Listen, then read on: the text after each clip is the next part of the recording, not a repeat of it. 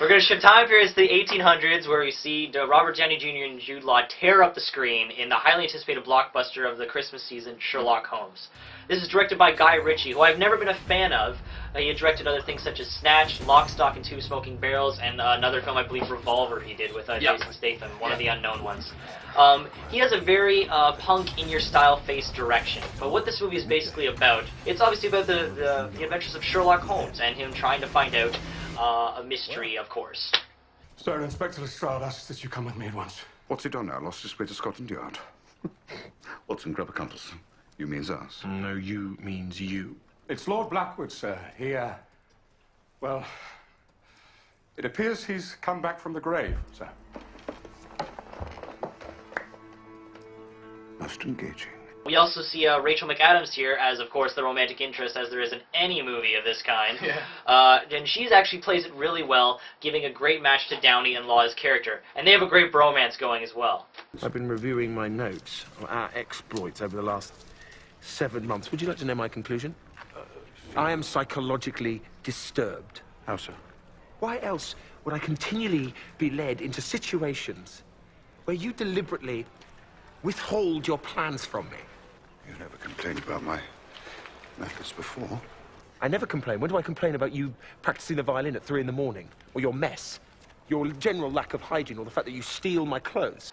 Also, the movie features some really cool action sequences that are kind of a bit overlong, but like it's just a blockbuster movie. That's what you want to see. I wanted more from this movie, but you know, you just want to go to a movie and have a really good time. You want to see Robert Downey Jr. and Jude Law in this movie because they are so funny and very entertaining with their characters. Downey has this irresistible wink at the camera charm. He has this, it's unbelievable. And Jude Law surprised me in this. He hasn't been in a lot of big things in a long time. There was that one year we had, like, what was it, 7 movies that came out that one year with him in it. Yeah. Well, it's great to see him back here again. He's in great comedic form here, and this movie is simply a lot of fun, and I think it would be better to see on the big screen. So that is why I'm going to say C, Sherlock Holmes. Yeah, I totally agree, actually. Really? I thought it was a lot of fun. I think what Guy Ritchie does really well in this film, and he calms down with the camera. I know. Oh my goodness. Always... In all of his other movies like Snatch and like it's hyperkinetic with hyperkinetic editings left and right. Yeah. And he's slow. He has his signature slow motion speed up scene. I've never been a fan of it.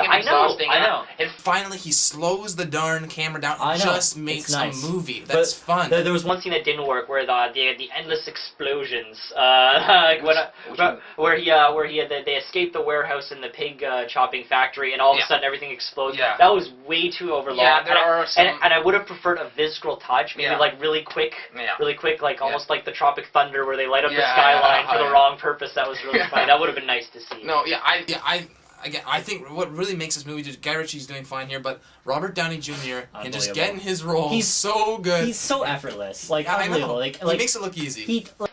He nails the accent pretty well, which I thought was a really nice comedic touch. But it's just in every movie he does, like even in Kiss Kiss Bang Bang and Iron Man, and even his earlier movies when his career was in the toilet, and even in Tropic Thunder, he has this sense of really hyperkinetic timing, and he just. Them and Jude Law just bantering back and forth. Jude Law wasn't as good as Downey. I thought he was great. I thought he was playing the same old Jude Law person, but I still thought he was good as Watson. I thought he did a good job, commendable. Oh yeah, he's not bad. I also like the fact that he didn't make Watson just a sidekick. He's actually involved in the Yes, he's actually a kick-ass kind of guy. You know what I mean? On the other hand, I thought Rachel McAdams didn't have a lot to do there. She was underused. She's very gorgeous, obviously. Very gorgeous.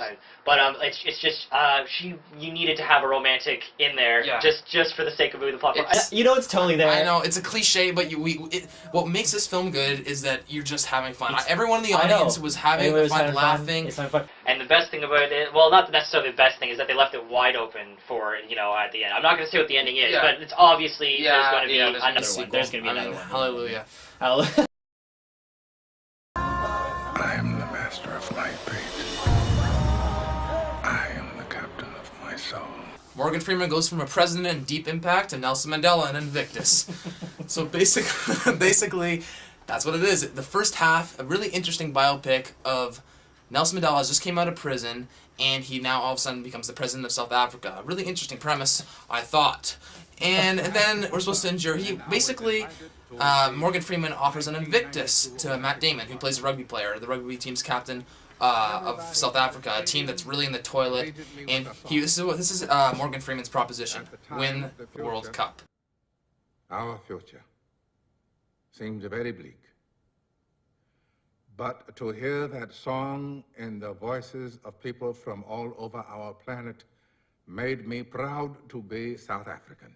Morgan Freeman, by all means, deserves an Oscar nomination for this. He is excellent in this role, and he always delivers some great scenes. Clint Eastwood's direction, especially in the first half, is quite good. There's a scene, for example, when Morgan Freeman is talking to a crowd that are trying to disband from the rugby team. I am aware of your earlier vote.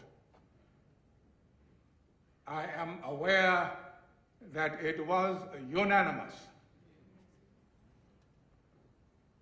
Nonetheless, I believe we should restore the Springboks.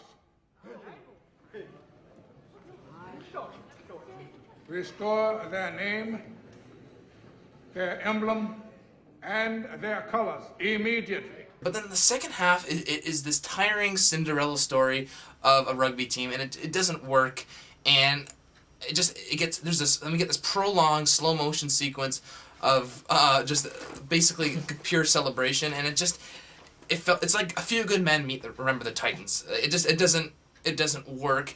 The film doesn't really know what it wants to be, what its message is. Is it about uniting Africa? Maybe, but that doesn't really work. So it hurts me to say this, because I like Clint, I like Gran Torino, I love the Changeling. I gotta say Skevet to this one, because that second half, it doesn't know what it wants to do, and nothing really comes together. I know what you're saying, but the reason why I'm going to say see it is because it's just I agree with you. The performances are insanely well crafted. Yeah, okay. Matt Damon is getting overshadowed by Morgan Freeman's great performance. He may be the dark horse to pick up a Best Supporting Actor nomination, but I don't think he's. He may not win. No, but I think he was really good. Because he nailed the accent. The accent was good. He nailed the accent. Yeah. I'm surprised. And it's just when you go to see these type of movies, any type of sports movie, you want to be, swept up by it. And that is the goal of the movie. And just the first half just showed this absolute despair. This country is in need of something. Literally, you're expecting one of the people from those entertainment shows to come in. This country needs a makeover. Yeah. You know what I mean? Yeah. And it's just, here comes Nelson Mandela, the savior of all things. The really interesting thing is when he goes to that rugby game, where people just come just to laugh at the other team. They always root for the other team because they hate their own, which is very interesting. He's received with mixed boos and cheers. That is a good. That is very authentic and very interesting. I like that. I like that a lot. And then I understand what you mean. It transfers over into this, kind of cheesy sports flick. And it is very cheesy at times. Very cheesy. No, every single sports flick is cheesy at times. There's always the motivational. It's so predictable. Why are we watching this movie? It's the same thing. I expect more Clint Eastwood, man. I know. He can pull these miracles out of really kind of weak premises. In this film, it doesn't know what it wants to do at that point. It kind of gives up on itself. It says, okay, we have an interesting premise here with Nelson Mandela. Let's carry that. Oh no, we're gonna go to a sports movie now. And what's the point? I've seen this before. You have seen this before, but how he executes it is well. No. It's good because at the end, there's the rugby game, and I'm not going to tell you what happens, obviously. But there's just the hit. I felt the hair on the back of my neck raise. Because I didn't. It was very moving. You were obviously moved by the film. I was. I wasn't. I know. When I go to see this movie, I'm not going to be what does it want to be? What is it trying to do? I'm going to see. But this is a film. Can I lose myself in this story of inspiration? And I did. That's all I can say. That's what you're saying. That's what his point is, to inspire. Exactly. I wasn't inspired. There were a few subplots I thought were kind of interesting, a bit trite, but the thing with the bodyguards and how few of them are white, few of them are black. I thought that was a cool premise. And that was neat. Very underused. Yeah, it was very underused. Yeah. I wish they explored that more. And that was interesting. It kind of ends give me a break. It wasn't. Yeah. I think for a director who has such a very respectful past of all the films he's done, Unforgiven, which is a masterpiece. Oh, yes. And I'm shocked of how. And also with Morgan Freeman. Yes. He's good, but he becomes an onlooker in the three quarters. He just kind of sits there. Yeah, he was a bit underused in the end, I believe, but that is the time for the rugby team to shine. I don't care about the. I know it's supposed to, I think it should have been told through the eyes of Nelson Mandela. I think the film would have been better, or would have been a lot more powerful, because that first half, which was through Nelson Mandela, was really good. All I'm going to say is, despite all the cheesiness, despite everything that I can hurt this film about, I was very inspired by it, and I say see it. And I just wasn't, so I say skip it.